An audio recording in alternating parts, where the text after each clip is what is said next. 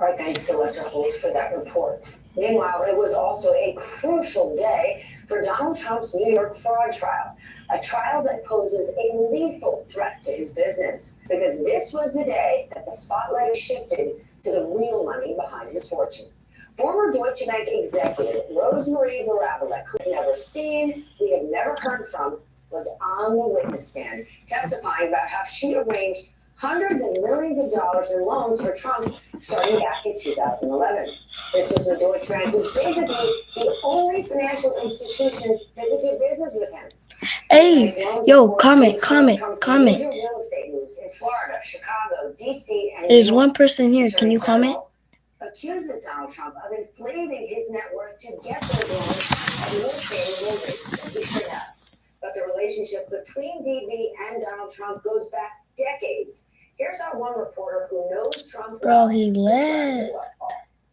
Deutsche Bank has been involved with Donald Trump since the 1990s, starting with 40 Wall Street. It was the first loan that they extended to him, and then in 2008 they got into a huge fight with him over the Chicago loan, to the point where Donald Trump sued them during the middle of the financial crisis. The bank was so upset at the time, they ended up renegotiating it, but they said, we are never doing business with this guy again. They were so burned that this customer would sue them that they just said, forget it. And then lo and behold, 3 years later, another arm of the bank looking for profit, looking for a customer, I guess a whale as it was put today, got back into bed with him.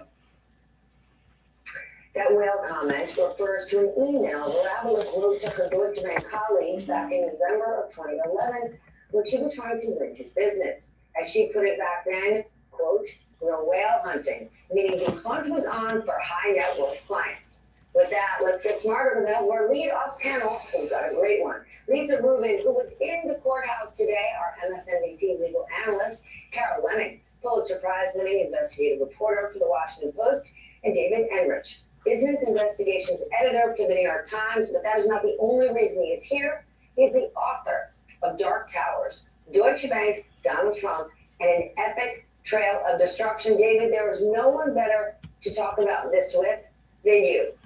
Rosemarie Vorabelek, and I'm passionate about it because I worked at that bank for 8 years. Let's talk about this whale hunting expedition that she was on.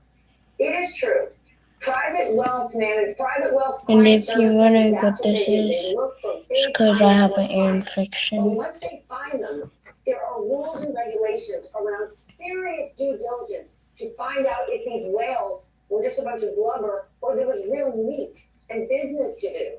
How on earth could she sit on the stand and say, we were looking for these big clients, when 3 years prior, the institutional side of the bank sent him packing? Yeah, and one of the things I found a little bit disappointing about her testimony today is that we did not get an answer fundamentally to I don't even know why I should stream. Y'all never. For years now, and I think the closest we got to an explanation was y'all never come to my live streams. So do y'all want me to start making YouTube videos and streaming? I bet nobody's even gonna see this, though. Probably just gonna add this to my shorts page. You would introduce the bank to some of the other wealthiest people and wealthiest families. Yeah, see y'all. But to me, that is still not a complete or very satisfactory explanation for why they were willing to overlook this long history